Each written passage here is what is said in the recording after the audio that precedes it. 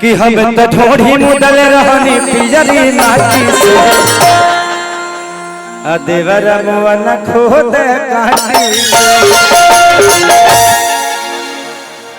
कि खोद तबे काटी से खोद तबे काटी से कि हम हरान बनी अरे देवर बाटी से देवर मन खोदे काटी से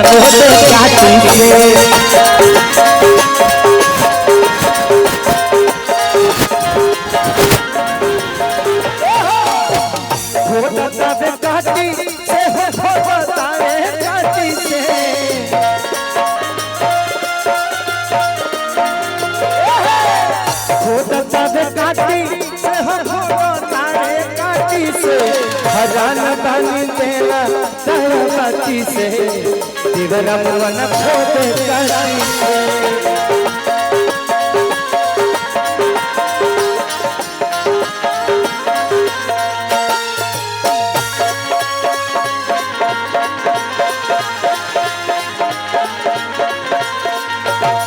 अरे संगे संगे बलवा जाना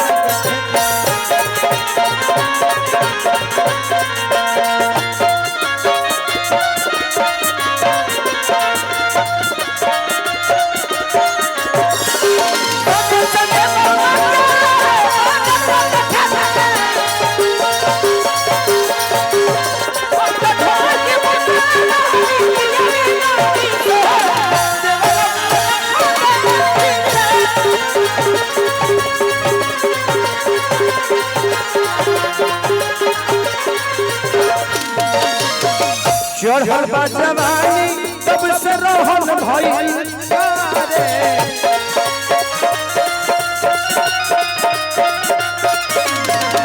डालल चाहे बाकी कहो तानी ना रे